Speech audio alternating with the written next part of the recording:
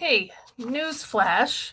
The 5 stages of grief are complete BS. If you are here today, I want to share with you the misconceptions that you have probably heard and seen and um, read books over and listening to for years. And I want to give you what healthy grief looks like and what those steps are. So, for those of you who are new here today, my name is Dr. Annette Athey. I am a grief specialist and child development expert, and I have been working with children and families for over 20 years.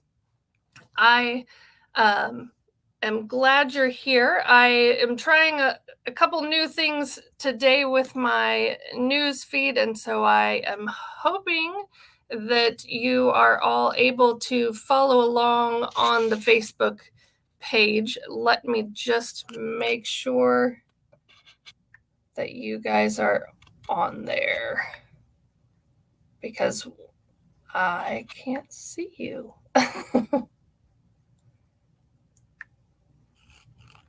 Well, I am hoping that you are there.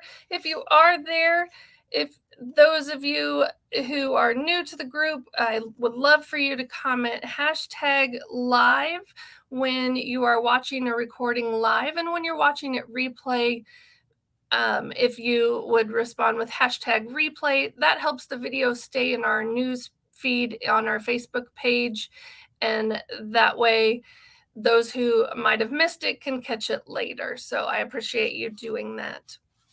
Again, today we are talking about the 5 stages of grief.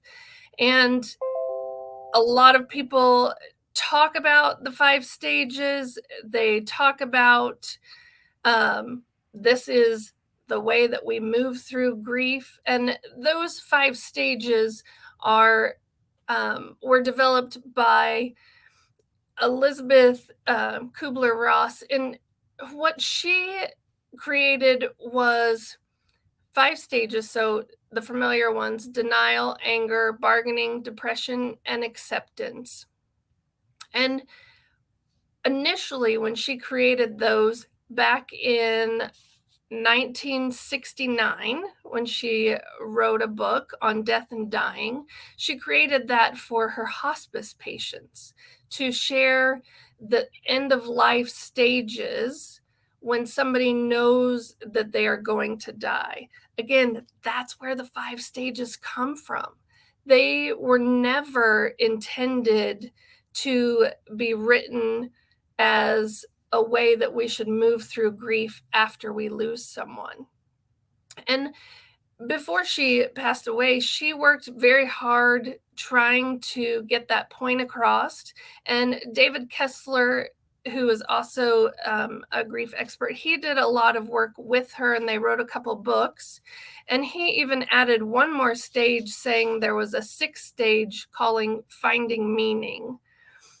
With those 6 stages, our brains, when something happens to us, and in this case, we're talking about grief, might be a different type of a loss or trauma or something significant in our life, our brain needs to file it. We need to be able to name it. We need to be able to put it under a label, and then it goes into our brain file cabinet. However, when we're talking about grief, the 5 stages, they don't apply, because some of us may not experience all of them. Some of us may experience it very differently, but also we're trying to categorize a feeling or emotion instead of having our own individual process of grief. And as you know, we've talked many of times in here, and I probably sound like a broken record. Grief is so individualized. It's so unique. Even though we may have lost somebody in identical ways, our experience of that loss, because our relationship with that person we just lost is very different. So because we like to have, especially when we're referring to our children, we would like to have a book. We would like to have a map. We would like to have a, what are we looking for? How do we know if it's healthy? How do we know if it's normal? And I would propose to you that Warden's 4 tasks of mourning are more appropriate. What I like about his tasks is that he does not focus on specific emotions, but more about the grief experience. And so today we're just going to go through what those 4 are. I know some of you responded in the Facebook group. There was a post that listed all 4 of the steps. So if you are here watching, don't worry about trying to write them down. They are in the Facebook group. And also, if you Google Warden's 4 tasks of mourning, you can find them online, a list. So the first one, to accept the reality of the loss.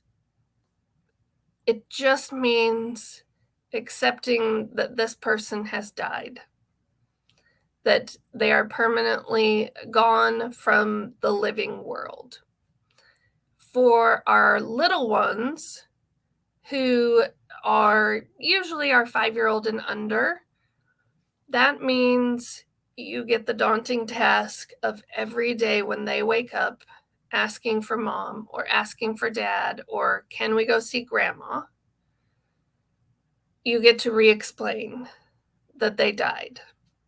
Again, using those very concrete words, and those have such almost a harsh tone to adults, but to kids, it's very concrete. They need that very specific wording. Grandma died, mom died. And it's not because we're trying to be cruel or unsympathetic. It is more they need these concrete terms because they don't understand what dead means. They don't understand that this loss is forever. To them, it's kind of like going on vacation and mom or dad or grandma should come back. So again, accepting the loss is the number 1 task. The second task is to process the pain of grief. Again, this is where that individual part of us, everybody experiences it differently. So how I express my pain may look very different than how you express your pain. I've shared in here before, but for me, the pain of grief for me wasn't necessarily the sadness that my dad had passed away, where it was very much for my kids, it was a sadness. Here was a papa that they liked to bake with, and they liked to go to the zoo, and he took them to taekwondo, and they had such great experiences with him. And they were sad that they weren't going to get to have any more of those. For me, the pain of grief was being angry. I was angry at how he suddenly passed away. There was no warning. We didn't know it was coming. And I was angry at all the tasks that suddenly became my responsibility. And my number 1 supporter was him, and he wasn't there to support me. And so my surface feeling was more about anger. So again, just understanding that it is painful. And I think sometimes in hearing from others that grief is painful, and that my last live was about physical symptoms. Your pain for your grief may be showing up in physical symptoms, with a backache, stomach aches, headaches. Same for your kids. So when we're talking about the next one, the task number 3, to adjust to a world without the deceased. And it seems very basic. Most of us, we get they've died, they're no longer here. But it's more about, if my husband always mowed the lawn, now I have to mow the lawn. Now I have to find somebody to do it. If my dad and I always went to a Royals game opening season, and now he's no longer here to do that with me.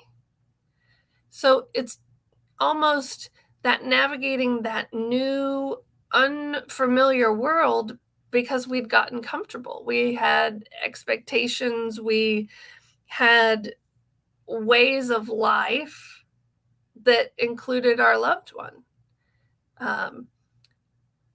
Maybe for when I was growing up as a child, every Wednesday we had dinner with my grandma. No longer having Wednesday dinner with grandma once she passed away. Those things have changed. What do you do instead? So how do you adjust to that?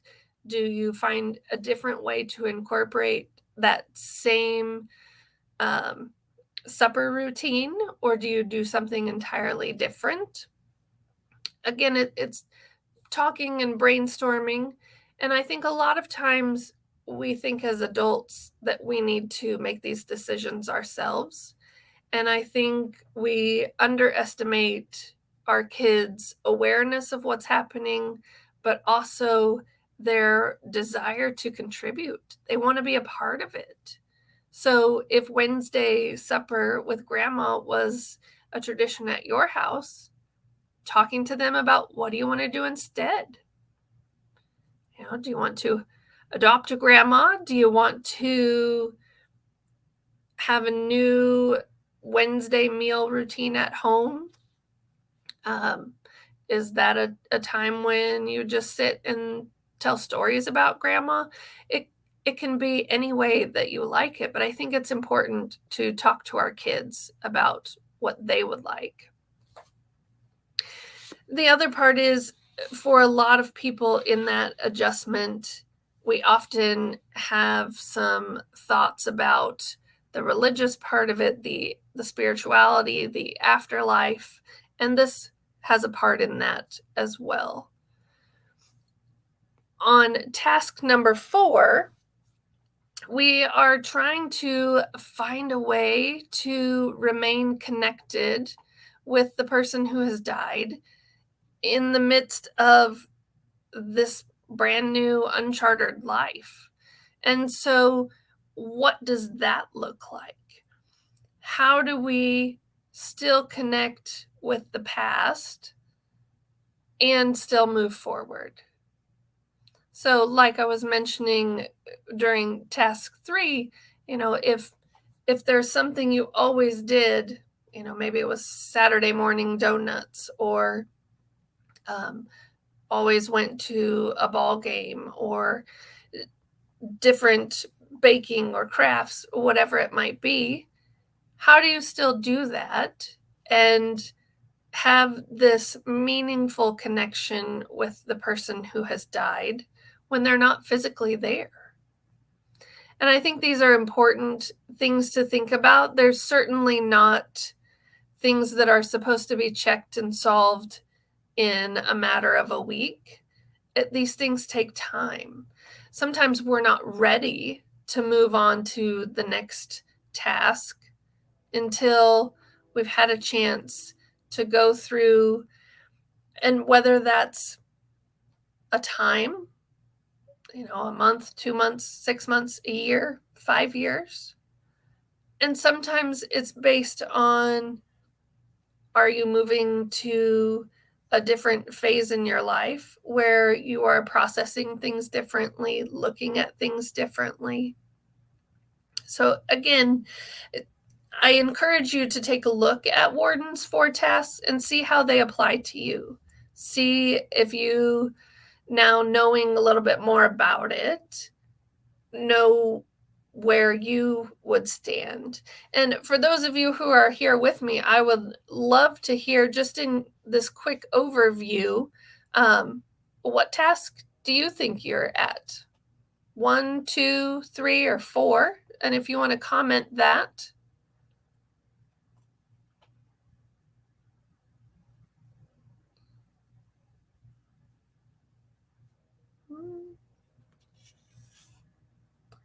And for those of you who are here, I just want to also add, the biggest thing is why does it matter?